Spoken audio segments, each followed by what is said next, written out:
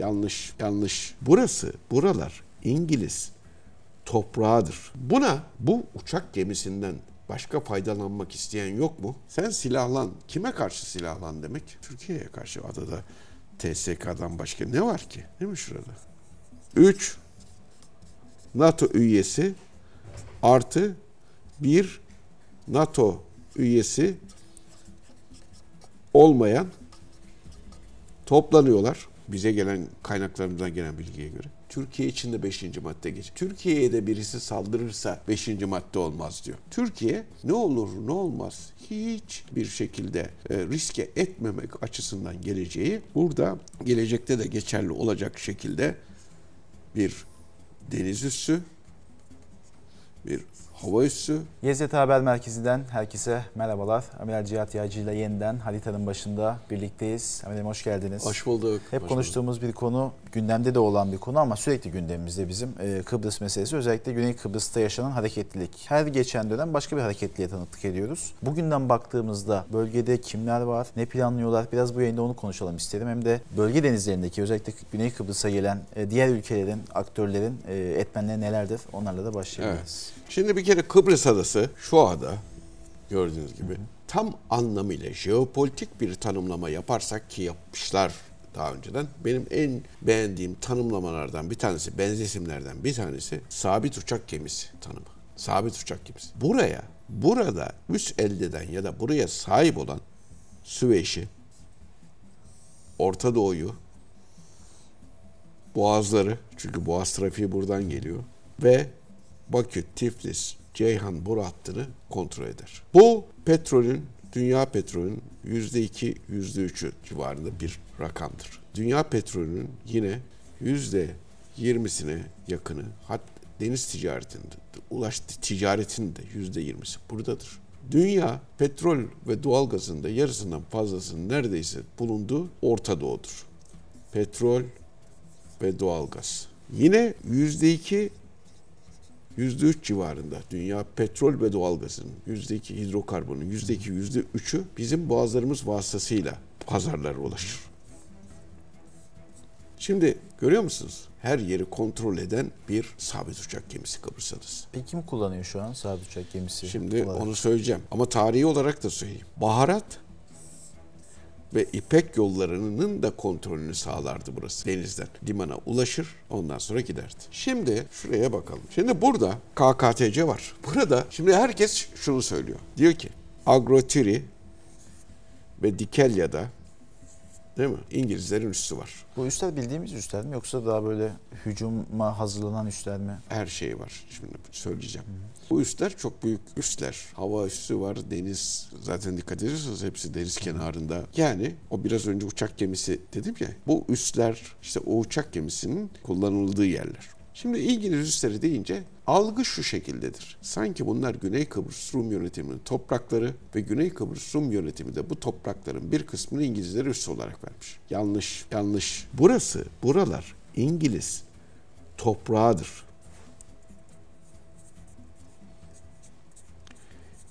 Yani İngiltere'nin yüz ölçümü içerisindedir. Burada İngiliz kanunları geçerlidir. Bunlar İngiliz topraklarıdır. Adada aslında 3 devlet vardır. Yani yönetim, Güney Kıbrıs Rum yönetimi devlet değil bize göre yönetim. 1.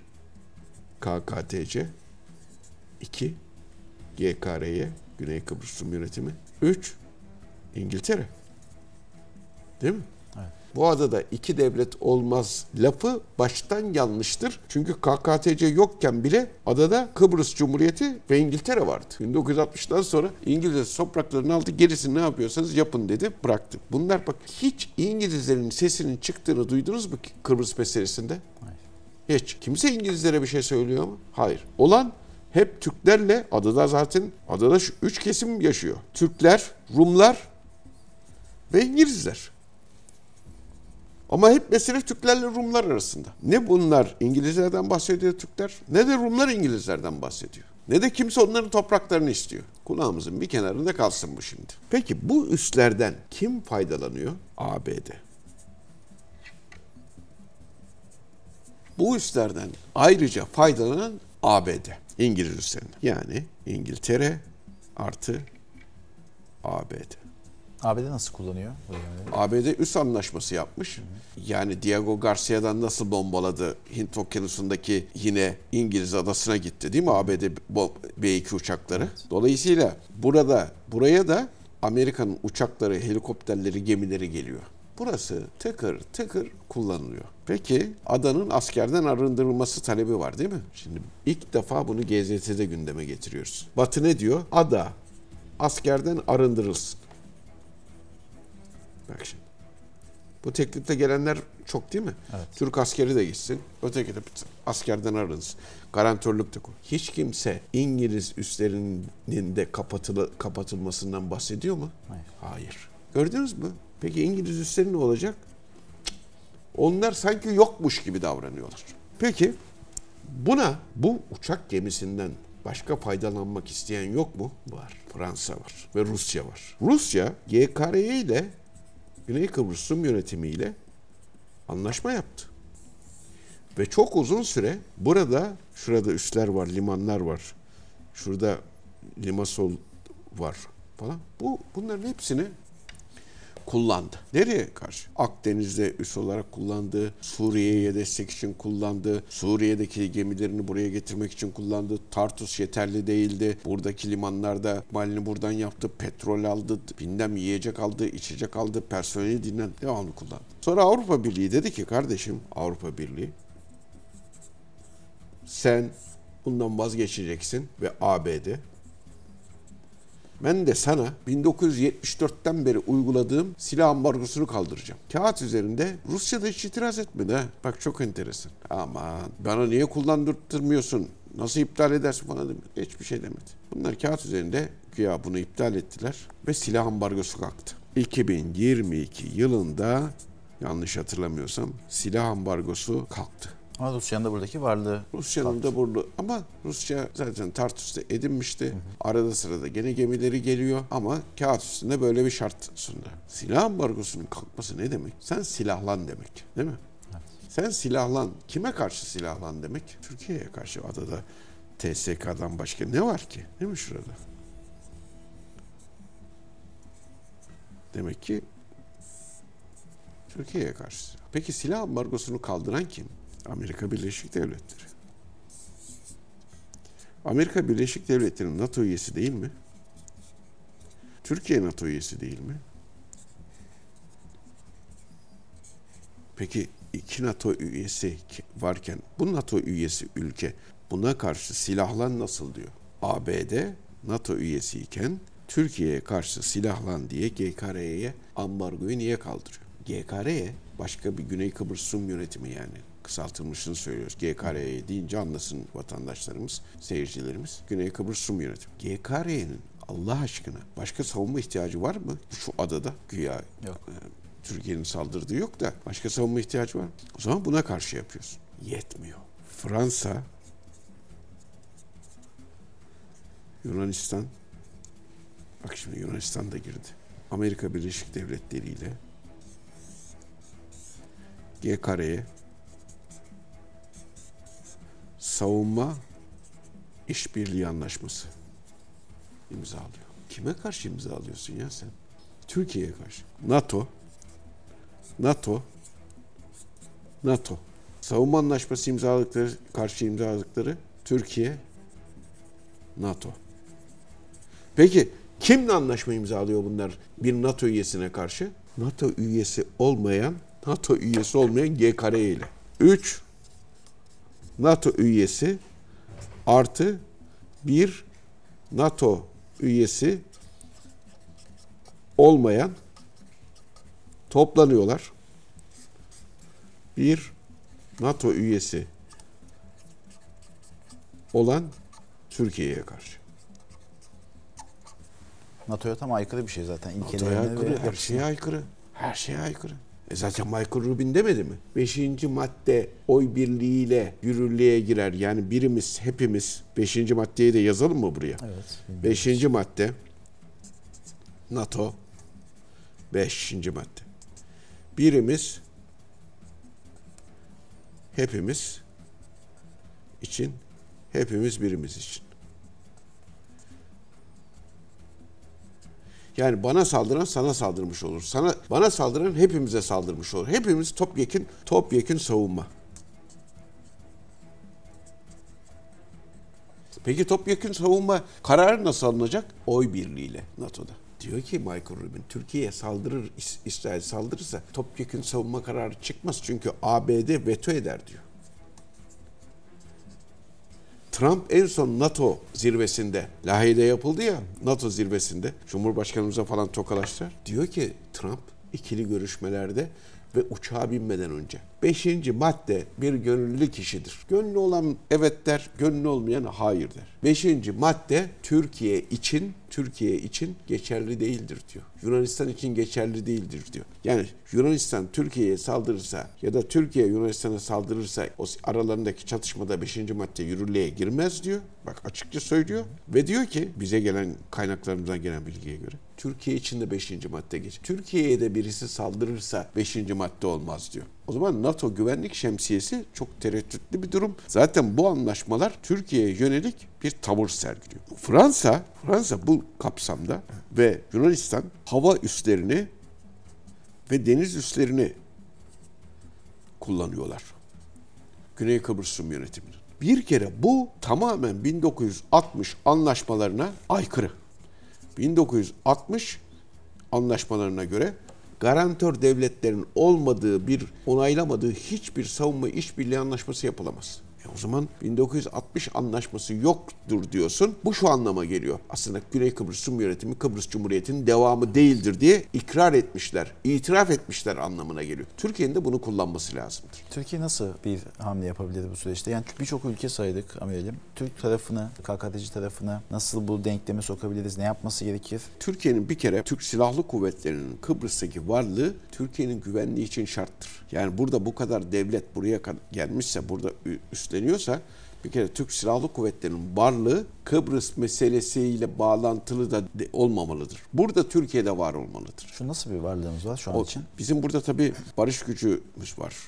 Bu barış gücümüz vasıtasıyla buradayız. Burada aynı zamanda İHA SİHA üssümüz var. Zamanında ben görevdeyken çok büyük emeklerle Sayın Ersin Tatar'la birlikte çok emek sarf ettiğimiz bir konudur, gerçekleştirdiğimiz bir konudur. Ersin Tatar Başbakan'dı Sayın Ersin Tatar. Şimdi de Cumhurbaşkanlığı seçimi var. Çok büyük emekleri vardır Sayın Ersin Tatar'ın bu meselelerde. İki devletli statünü de oturtulması bakımından. İHA SİHA üssümüz var.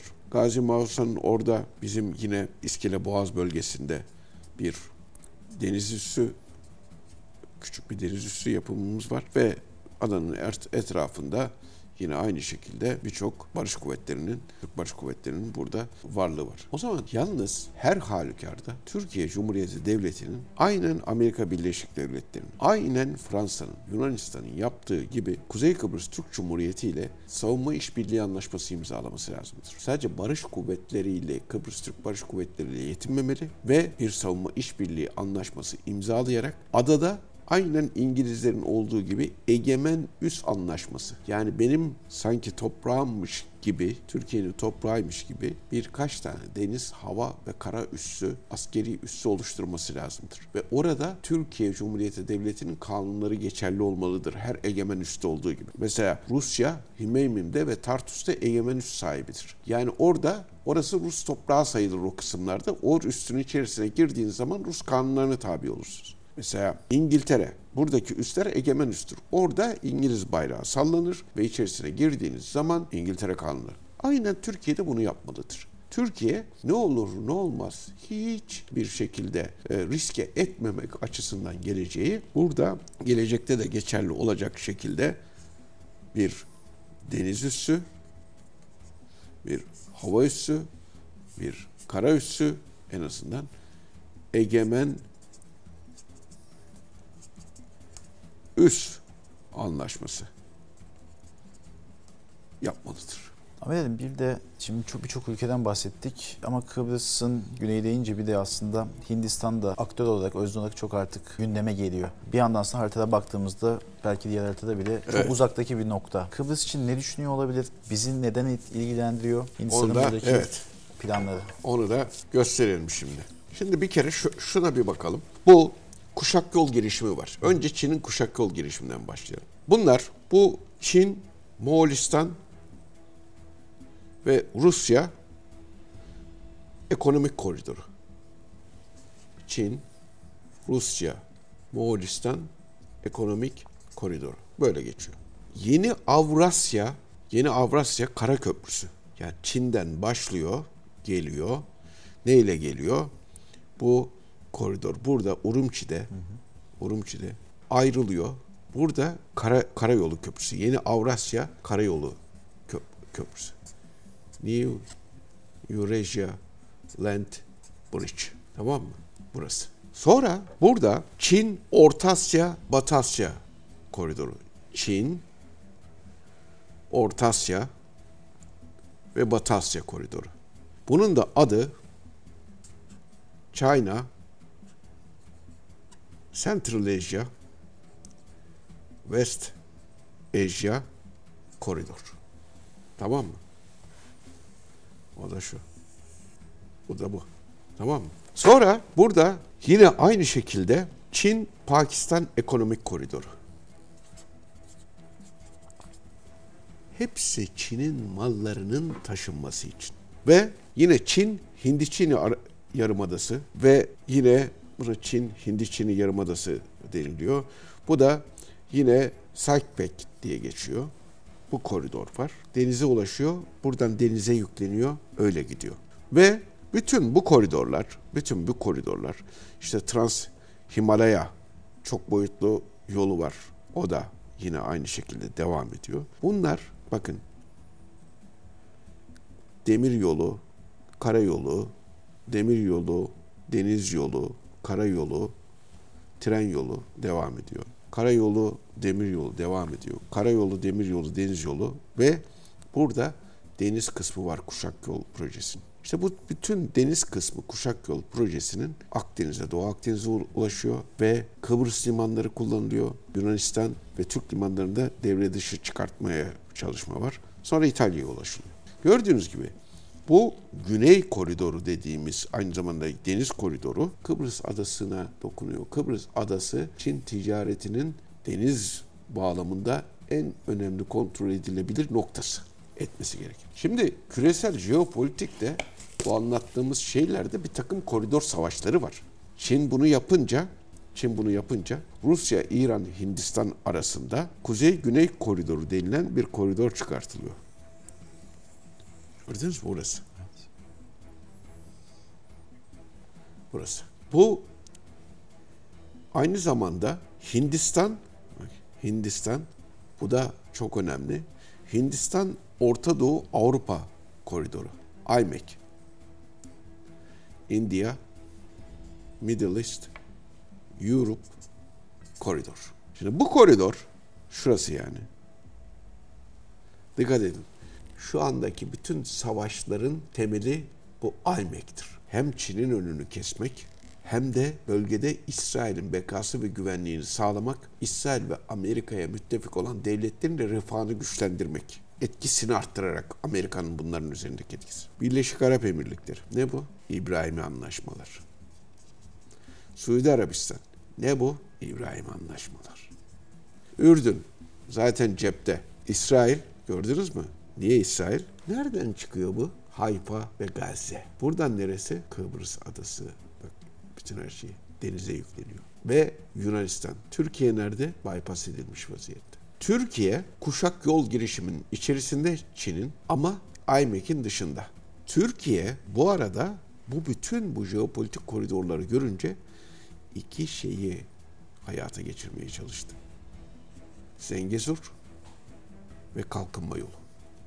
Bunları birleştirip bu Çin'in kuşak yol projesiyle de ilişkilendirip harekete geçirmek istedi. Buna alternatiftir bu. Dolayısıyla Zengezur konusunda bu bölgedeki bütün karışıklıklar şu koridorun desteklenmesi içindir. Irak'taki bütün karışıklıklar ve bizim Güneydoğumuzdaki bütün karışıklıklarındaki etkenlerden bir tanesi de bu kalkınma yolu projesinin hayata geçirilmemesi içindir. O nedenle çok dikkatli olmamız lazımdır. Peki bu arada İngilizler ne yaptı? Kerkük'le Musul arasında yeni 4 ay önce üs kurdu demiştik değil mi? Kerkük'le burası arasında bir 1920'de yapılmış bir petrol boru hattı var. Onu ıslah diyor İngilizler.